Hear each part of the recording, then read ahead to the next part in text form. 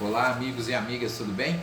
Nós vamos gravar agora a aula do Livro dos Espíritos do dia 12 de novembro de 2020, às 20 horas, quinta-feira, nós nos reunimos no Centro Espírita do Calvário ao Céu.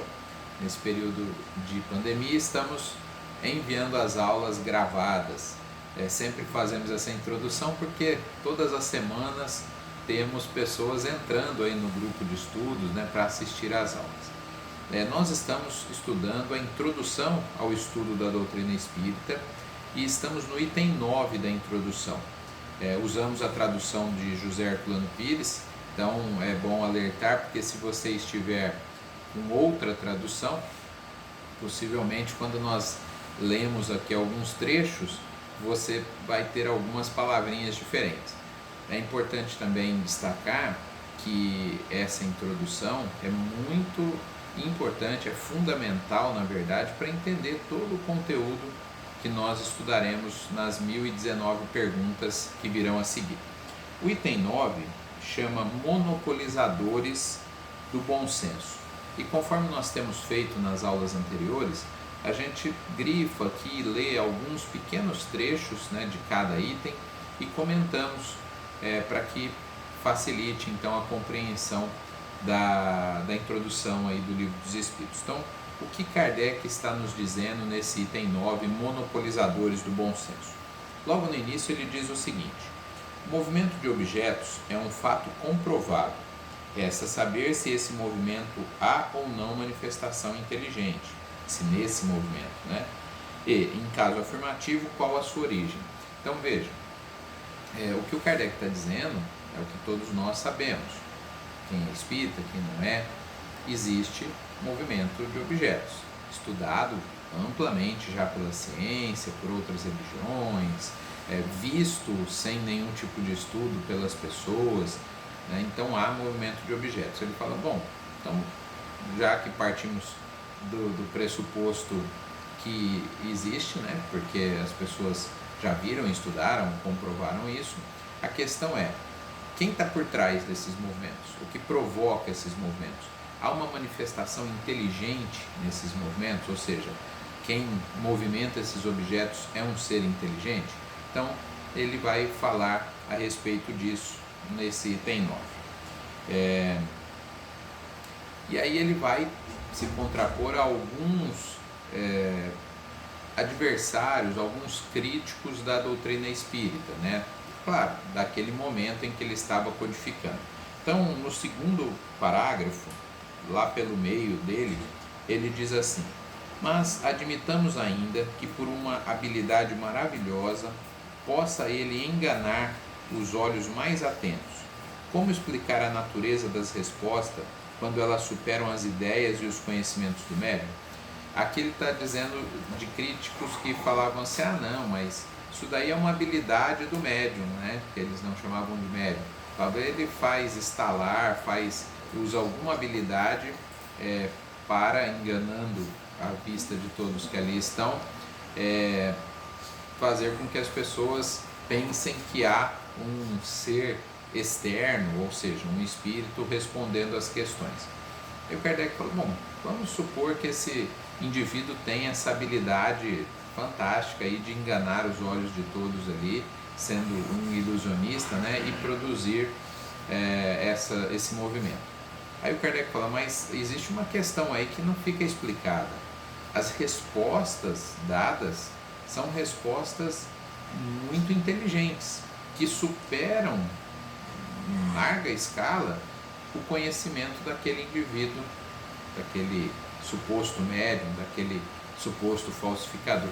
Falei, então, mesmo que fosse uma habilidade do indivíduo, que fosse uma mistificação, uma falsificação, ele não teria condições, habilidade no sentido de movimentar o objeto, mas ele não teria condições de usar uma linguagem, de trazer informações tão profundas quanto a que são trazidas em muitas reuniões. Veja no caso da própria codificação, Kardec fez questão de usar algumas médiuns bastante jovens, sem praticamente nenhuma cultura acadêmica, justamente para mostrar isso, que eram meninas que não tinham condições de dar aquelas respostas. Então ele diz: esse argumento de que é uma habilidade, né, do indivíduo ali encarnado em movimentar o objeto, pode até ser, já falamos sobre isso, no caso, um fenômeno anímico, mas isso não explicaria o que está por trás daquelas respostas tão bem elaboradas, tão inteligentes. Um pouco adiante, Kardec vai dizer o seguinte: pela mão do médium menos versado em literatura, surgem poesias de uma sublimidade e de uma pureza impecáveis, que não desmereceriam os melhores poetas humanos. Então, eu vou aqui falar por mim, né? Sou uma pessoa muito ignorante no que diz respeito à composição de música, algo desse tipo. Imagine que eu, que nunca estudei música, que não sei nada do assunto, traga, através da psicografia, uma letra ou notas musicais. Eu não poderia produzir isso, né? Não tem como ser um fenômeno anímico. Mesmo que eu conseguisse enganar as pessoas em termos do movimento do objeto ali, das mesas girantes, eu não teria conhecimento técnico para trazer aquelas informações. Então é isso que o Kardec complementa aqui. E aí então ele vai usar um outro argumento dos antagonistas. A evidência, o que respondem os antagonistas? Aí os antagonistas dizem: sois vítimas de charlatanismo, dizem eles, ou joguetes de uma ilusão. Responderemos de início que é preciso afastar a palavra charlatanismo de onde não existem lucros, pois os charlatães não agem gratuitamente. Então ele fala, quando fazem acusação de charlatanismo, essa palavra já não caberia, porque normalmente o charlatão, né, é uma implicação da palavra aí, ele quer obter algum lucro, alguma vantagem. E não é isso que acontece, que acontecia ali na época da codificação nas reuniões, e que também continua acontecendo nas casas espíritas. Então ele fala, no máximo, daria para usar a expressão mistificação, e não charlatanismo, porque não há nenhuma obtenção de lucro, tentativa de obtenção de lucro. Aqui fazendo um parênteses. Tanto lá quanto até hoje, nós sabemos que alguns poucos médiuns cobram, fazem esse tipo de ação, mas não são médiuns que seguem os princípios espíritas.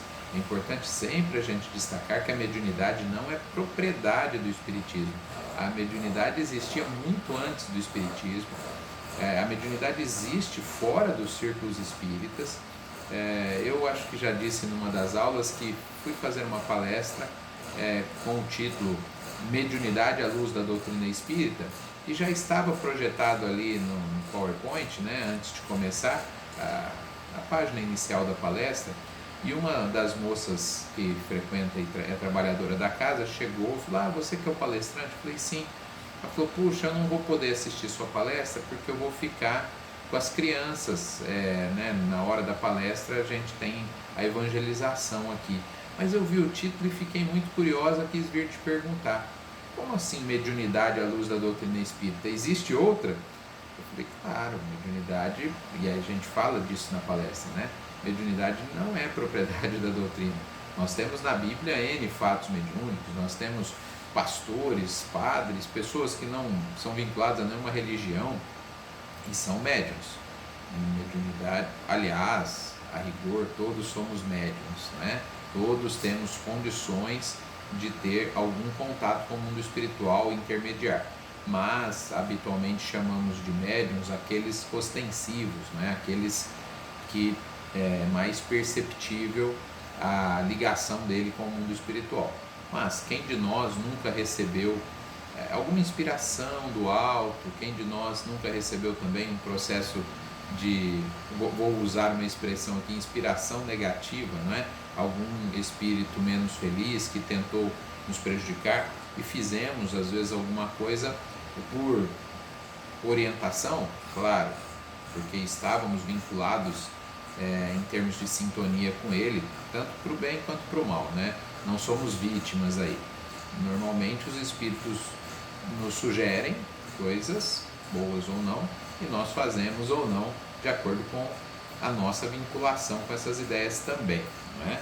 Lembrem-se, né, que eu já dei exemplos aqui que uma pessoa que não bebe, que não tem nenhuma vontade de beber, os espíritos obsessores não vão ficar ali tentando fazer com que ela beba. É perda de tempo, ela não tem nenhuma aptidão para isso, não vai beber mesmo, não tem hábito de ir a lugares onde as pessoas bebem, então os espíritos sabem disso. Por outro lado, essa pessoa pode ser orgulhosa, ter outros tipos de defeitos, porque todos temos, e aí eles vão atuar ali, ou seja, os espíritos obsessores só atuam nas nossas fraquezas, nas nossas mazelas. Voltamos daqui um pouco para continuar.